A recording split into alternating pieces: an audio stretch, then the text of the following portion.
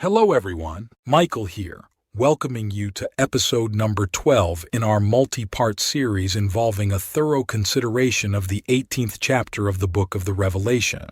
This is the Bible Prophecy Masterclass, and in this presentation, we will continue our evaluation of America the Beautiful, as we take a look at another crucial element of her convoluted ethos, as exhibited by her abhorrent and therefore unbiblical double standard, fleshed out in its implementation of hellish Jim Crow laws driven by hate-filled bigotry, rooted in racist notions of white supremacy and always applied with a force that could be deadly, which were particularly prevalent in the white American South. Jim Crow and the unrighteous double standards. In the Old Testament, during the administration of the law of Moses, God made it abundantly clear that his people were to be governed in the main by one set of rules and regulations that was to be equally applicable to any foreigner living among them. That principle set the tone as well for those of us living in the church age. It should therefore have been the guiding light for and the principle that shaped the relationships and social interactions of any people, particularly those who call themselves Christians, as well as the Israelites to whom they were originally given. Licking its wounds and waving bloody shirts and such following the war to eradicate one evil, the new nation simply rolled over and adopted another in the form of Jim Crow, a hellish practice spanning and filling the gap between the end of the Civil War and the end of the Civil Rights Movement and marches of the 1960s. During the years of Jim Crow, the victorious North soon fell under a spirit of complacency, becoming more and more compliant with white Southern conservative demands. Its once sympathetic churches, having grown weary of the plight of the African and his struggle for equality, the North's social conscience died as it looked the other way, while Southern whites, aided by their churches, freely vented their frustration over their loss of the newly freed Negroes. See again, sidebar below, Francis Swaggart, p. 98. In so many words, even after the war, the general attitude of the South and its churches remained, God and his mission to save souls be damned. Toward this end, the South terrorized, harassed, and disenfranchised the Africans in every way possible, even to the point of much unjustifiable bloodshed, including hangings, for practically any reason, against an otherwise defenseless people. This they would do, unabated, for the next 100 years, or so, following emancipation, through implementation of a system of laws and regulations known as the Black Codes, see the sidebars below, the Black Codes, and George Wallace, p. 99. Making matters worse, notwithstanding the findings and pronouncements of Lewis and Clark, see the sidebar below, how wrong they were, p. 100. It was not as if resources and such in the new nation were scarce, or that the land could not support a free people other than the Caucasian races. By no means, as history has shown, and continues to show, to this very day. At the same time as Africans were being brought in and subjected to only the most inhumane treatment as unpaid laborers of the land, men and women of white complexion were being recruited and brought over from all across Europe to people, settle, and to own the new land, through helps that included land grants and land grant colleges that taught them how to farm the land. In addition, a project proposed by the victorious North, led by a generous Sherman as part of a kind of post-war reparations initiative that would have set aside a sizable tract of land along the eastern seaboard, so as to allow the newly freed Negroes to adjust and grow following life as slaves, was soundly and roundly overthrown by angry, bigoted Southerners. For a nation professing itself to be Christian, having the hellish past that it has, this type of initiative, a definite biblical principle, much overlooked by white America's Christian community, given its non-applicability to them. would have been not only highly profitable and beneficial to the Africans, but absolutely essential to a demonstration of the reorientation of the thinking of the nation along biblical lines, and thus, most importantly, for the badly tarnished image and cause of the Christ they had for hundreds of years neglected to serve, biblically. In later years, black middle classes that managed to thrive despite the obstacles of prevailing racism would be viciously attacked and violently destroyed by jealous, hostile mobs of white rednecks in states like Oklahoma, Tulsa, and Florida, Rosemead, if one recalls correctly. This having been done within full view of the Almighty, and the new nation having failed, or effectively refused to learn from the lessons of the Civil War, set the stage and a tone whereby God was once more able to demonstrate before the eyes of all the world the power endemic to his submissive, faithful servants, no matter how small their number, no matter how great or how powerful the opposition. As was the case with the nation of Israel's liberation from the oppression of godless Egypt, so likewise the merciless might of the new nation proved itself no match for the Almighty's matchless determination. His desire was to see that the African was free from a grossly hypocritical system of injustice, which had seized the blessings of the American territories, allocating them only to themselves, even when, unlike as was the case with the Exodus, that determination was administered in passivity, orchestrated and led by a single preacher in the person of the late Reverend Dr. Martin Luther King, Jr. Dr. King did his work in the face of unrelenting hostility, managed and executed by the restless and tireless white American Southern redneck, armed with bullets, the cold sting of powerful water cannon, and the ferocious bite of his canine bitches. Thus the shame and the sham of the self-proclaimed godly, self-righteous white American continued unabated. It was driven by worldly concerns, not by true spirituality. That temporal lust was in turn fueled by a greed and an avaricious appetite for worldly chattels that demanded an unwarranted, unbridled hatred of others to justify a heinous misuse and abuse of their bodies and souls.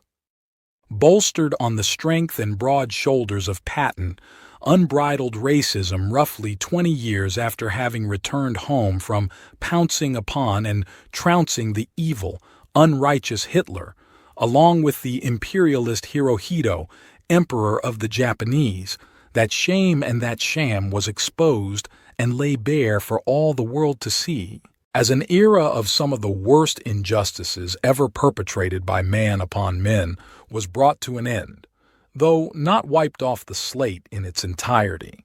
The exposé of such blatant national hypocrisy was then, is now, equally a glaring embarrassment to have on the international resume of a nation so blessed and self-righteous in its own eyes.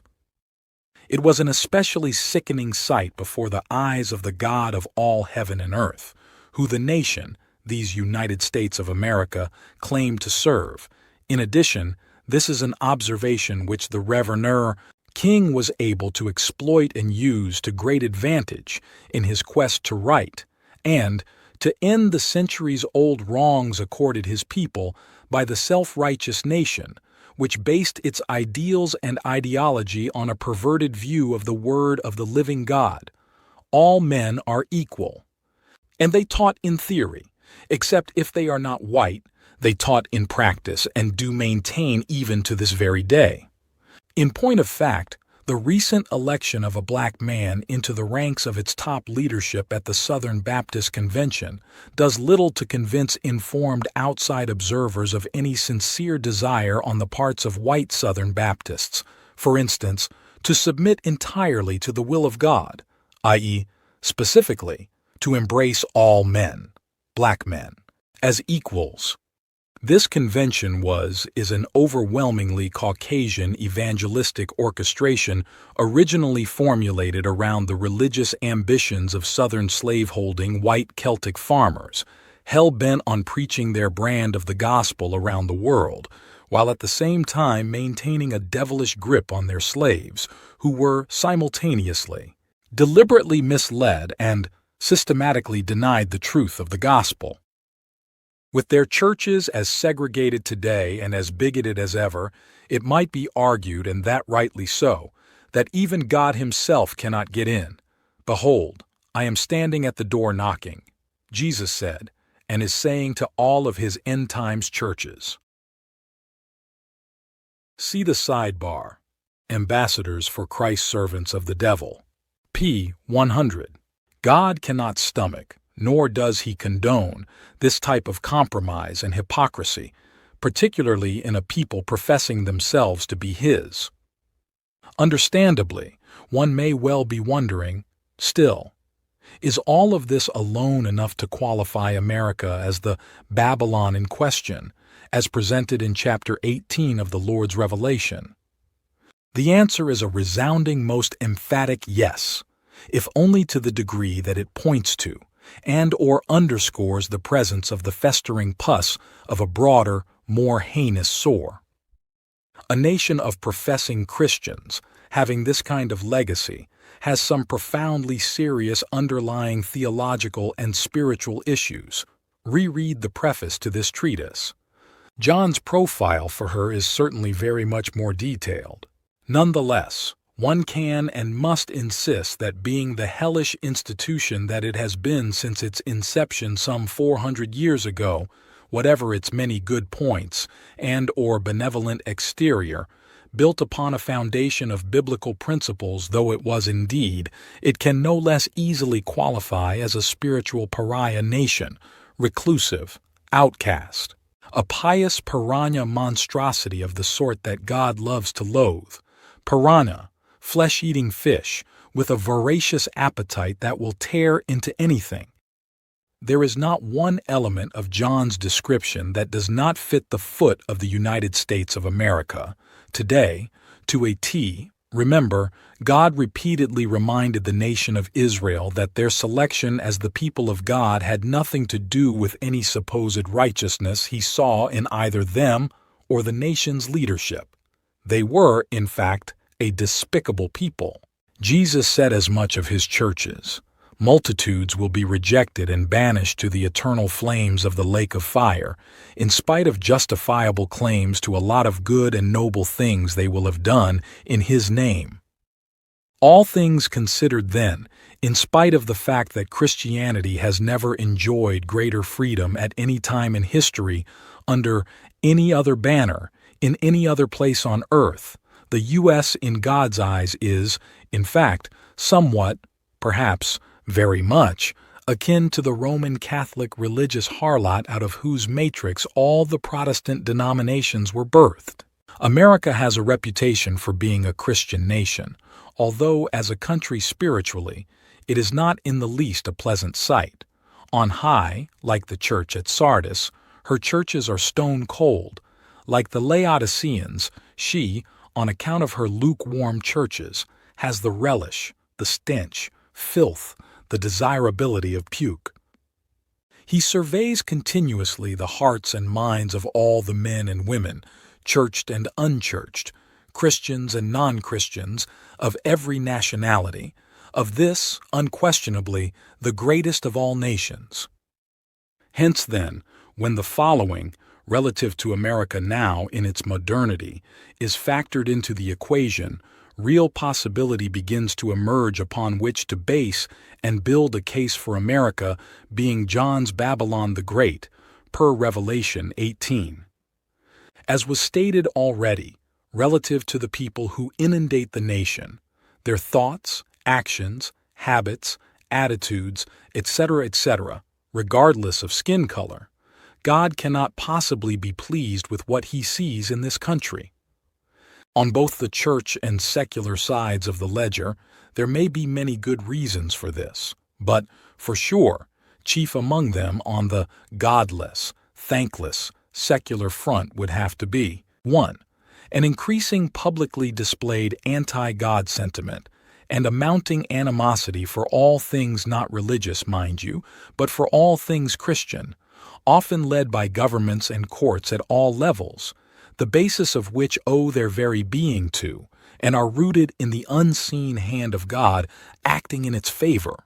2. Government court-backed school systems which openly and actively seek constantly, willfully, and intentionally to shield the nation's young from any exposure, on public property, to knowledge of the true and living God. 3.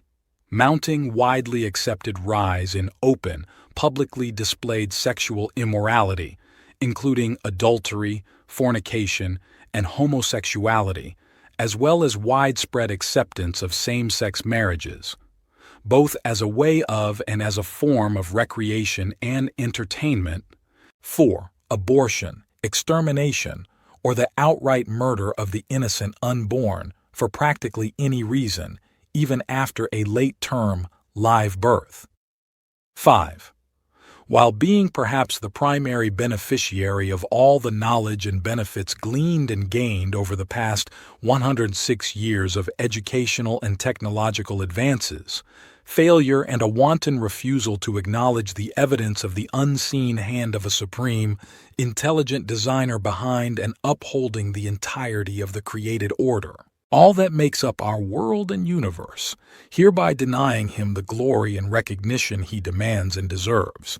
In so doing, the intellectual, secular, non-Christian American effectively makes himself greater than his maker, doing more in the end to degenerate him and his holy name before the eyes of the watching world than the most backward of utterly pagan nations. 6.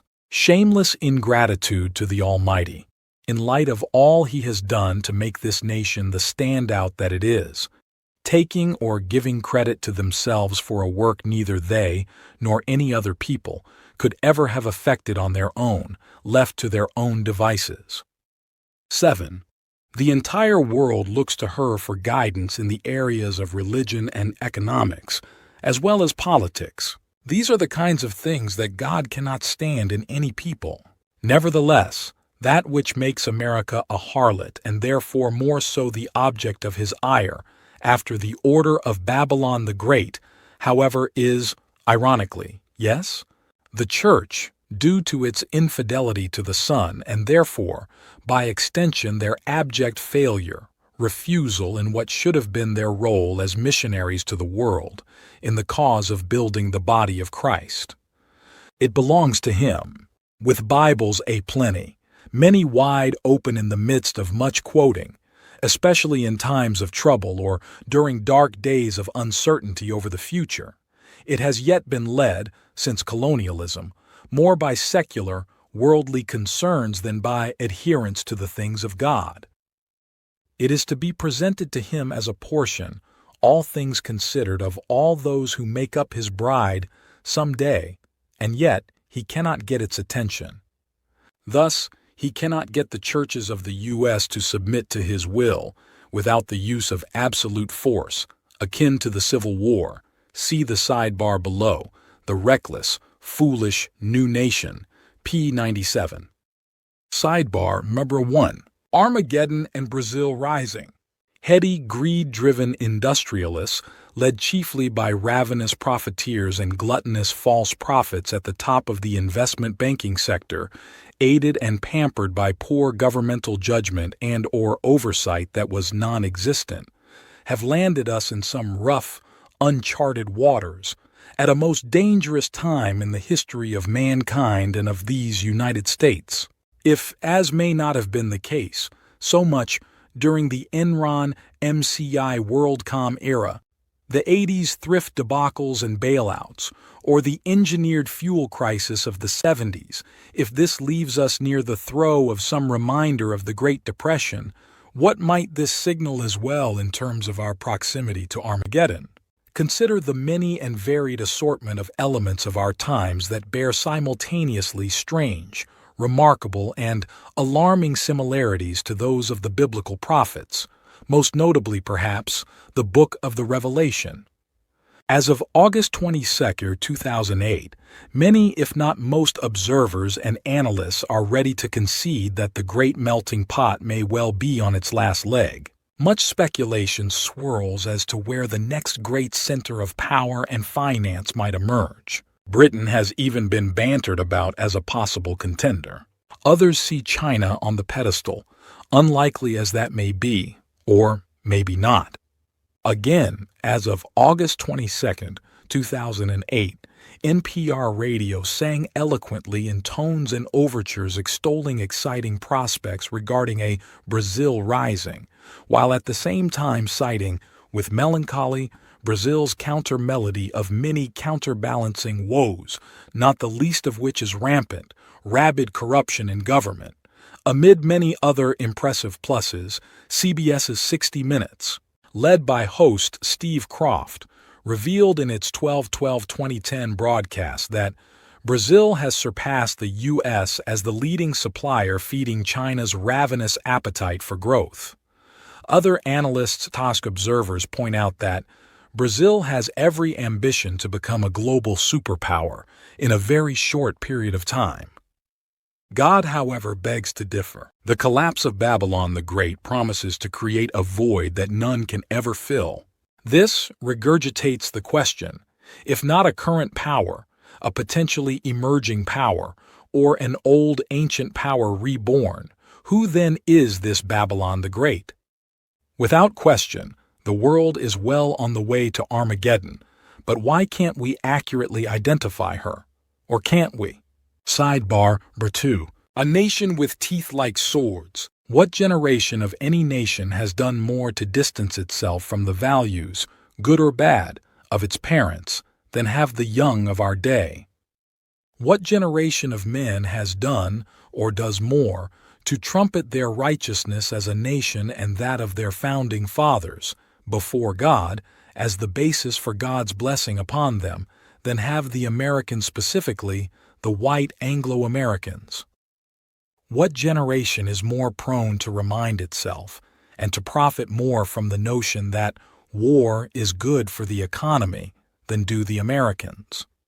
Babylon is a warmonger like no other. War is good for the economy, she beams with assurance, hereby signaling her intent to stay actively involved in battle, somewhere, one way or the other, on one front or another, at whatever the cost. Sidebar, thru. The reckless, foolish new nation. As Christians, students of the Word survey the horizons. When they weigh the events and actions of our times, it becomes increasingly clear that having shot this new nation by its own hand, with its own bullet, having shaken it to its bigoted, egotistical, egocentric core by a hand armed with only a Bible, having thereby exposed its weakness to the eyes of all humanity, God may very well be on the verge of, once more, in these latest of times, shaking the reckless, foolish new nation with its lackadaisical, lackluster, spiritually bankrupt Christians. This time his approach will not be in passivity and peace. It is not entirely unlikely, nor is it inconceivable, but that his weapon of choice, intermediate to the ultimate, which brings about our final annihilation as a nation, will without doubt be two groups of people, either of which, without question, he would joyfully write off as hopelessly inferior, namely, the 12 million or so illegal immigrants, supposedly, predominantly Mexican, who, having cleverly, perhaps, seized the moment, at the nation's point of greed and never-ending thirst for something for nothing, i.e., cheap labor, have sought with measurable success to force a change in American politics, government, and constitution so as to accommodate their being and demands. The second group stationed and positioned dangerously amongst us within that 12 million, working in concert but independently, is the perpetually angry, hostile, implacable, radical Middle Eastern Muslim who seeks to dominate the world by force and by terror, as opposed to by reason and goodwill, having awakened enough from his centuries-old technological slumber, only enough to see the advantage of a weakness in America's unquenchable need, and whose unflinching desire is to see the U.S. and Israel obliterated. He has at his disposal on two fronts the basis upon which to eventually effect that end. 1. Nuclear generating stations. All they need is enough centrifuges to spin their waste so as to make bomb-grade plutonium themselves, or to get someone else, like Russia, to sell it to them. Word is, according to a website news article on Yahoo recently, European powers like the British, the French, and Germany are considering doing the honors. And 2. Oil with which to finance their ambitions. Iran, a chief player in the deadly, pernicious game of international terrorism, is number 2 in exports globally, behind number 1 Saudi Arabia. Sidebar number 4. The might of America. In reality, it was neither the greatness nor the toughness of the American during World War II that got them through that time of global conflict. If the Japanese could ill afford to follow through on their ambition to bring the U.S. to its knees and under their emperor's control, Hitler had everything necessary. The world's first and only jet-powered airplane, twice as fast as any propeller-driven fighter. None could touch it or compete with it. The V-1 and prospective V-9 missile, their take and upgrade to American Robert Goddard's invention and proposal, officially poo-pooed and flatly rejected by the U.S. military. A long-range bomber, having a hang time of 36 hours, flown for 32 hours to within 12 miles of NYC, then back to Germany, undetected by the U.S. military. Thus, he had as well the element of surprise.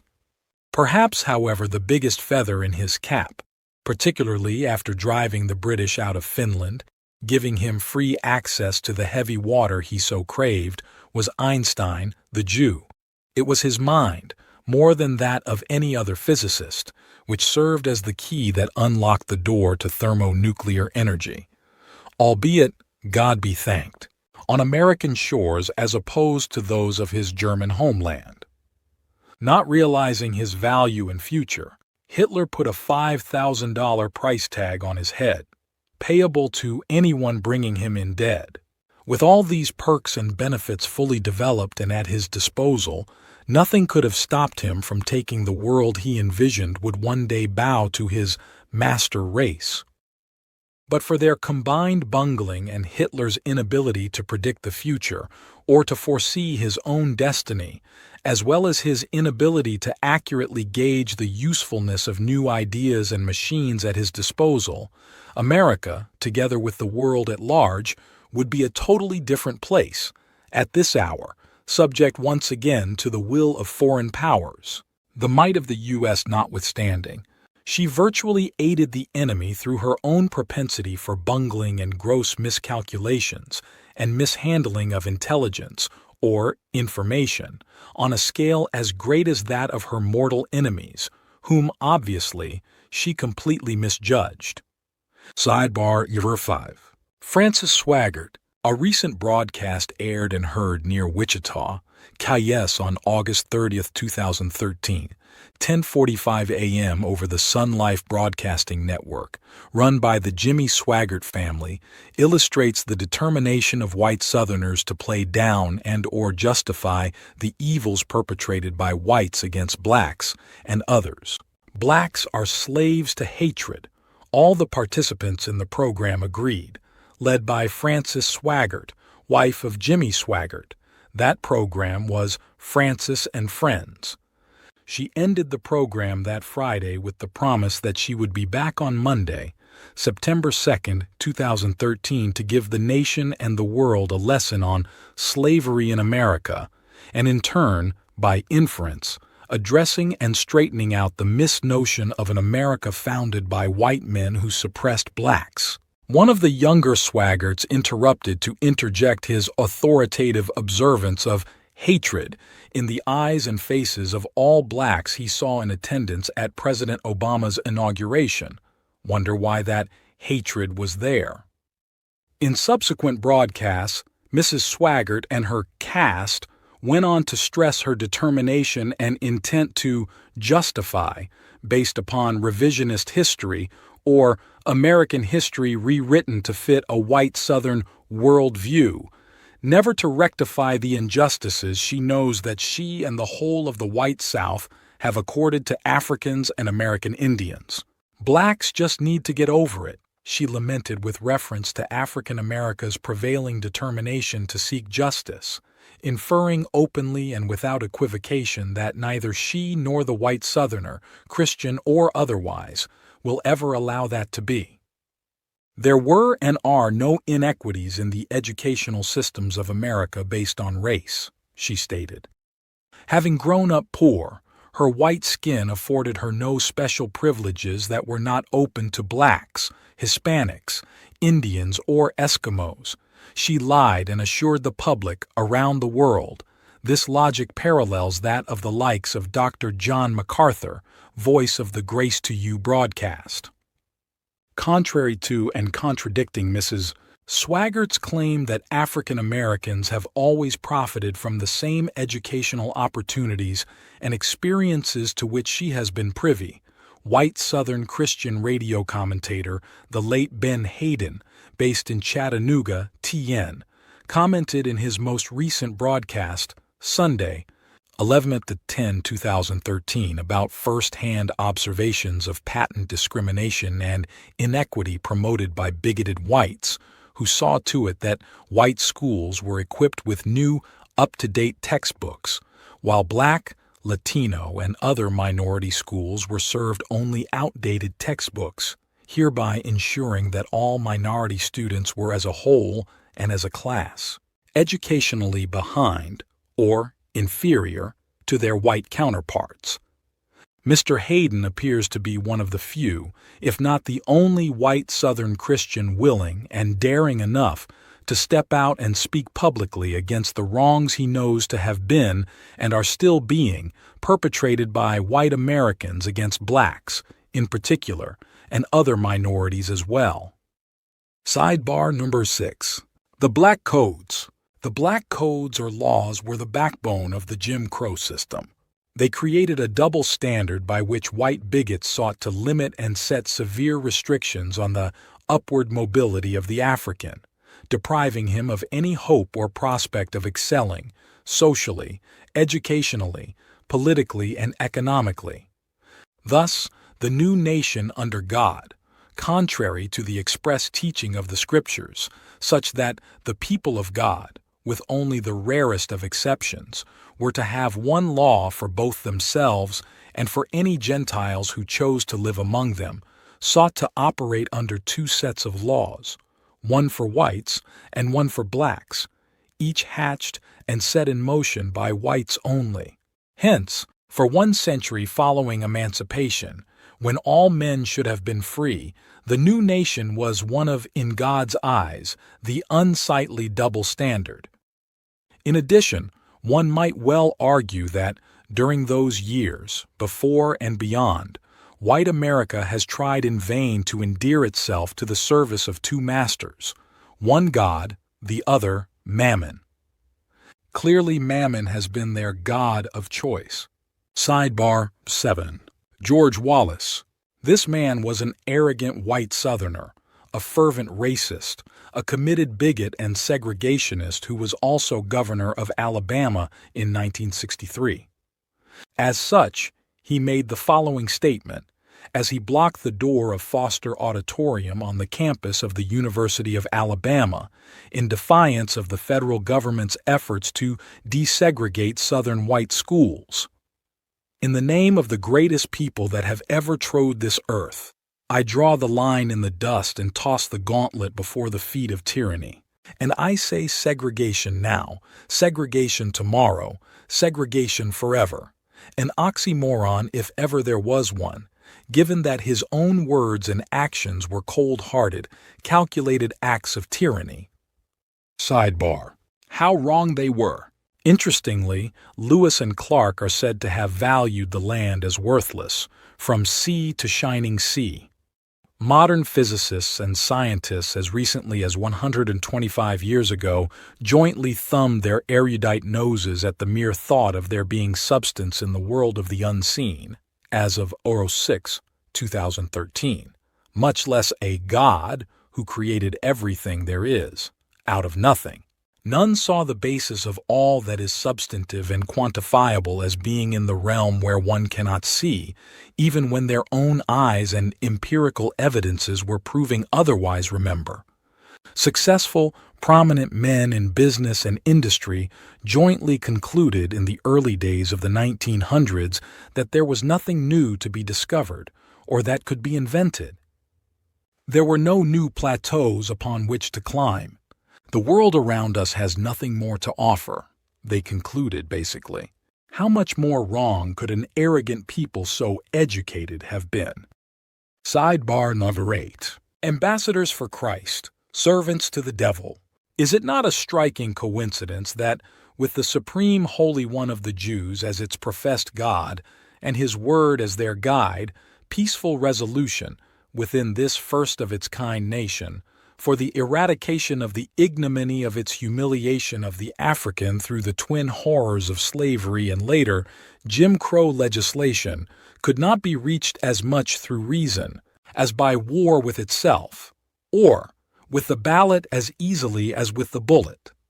Still, it could be argued, the problem here for white America may not so much be what was done, as that what was done was perpetrated in the name of God, contrary to what they knew was the will of God, by those whose destiny from the time they left England was to be his representatives, or ambassadors, in the New World, a new world that saw them diabolically abandon the will of God, in the face of Almighty God, in favor of serving themselves, putting their interests ahead of his, in order to placate their own greed and thirst for wealth and worldly possessions.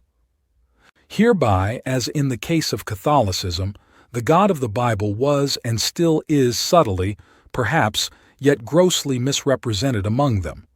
And there you have it, my friends. We have reached the conclusion of yet another telling and revealing study in the Bible Prophecy Masterclass. Please give us a like and make plans to join us again next time for episode number 13, as we journey through the book Judgment Day, Volume 1, Prelude to Armageddon, Part 1, The United States of America in Bible Prophecy. Until we meet again on the next podcast, may God richly bless you.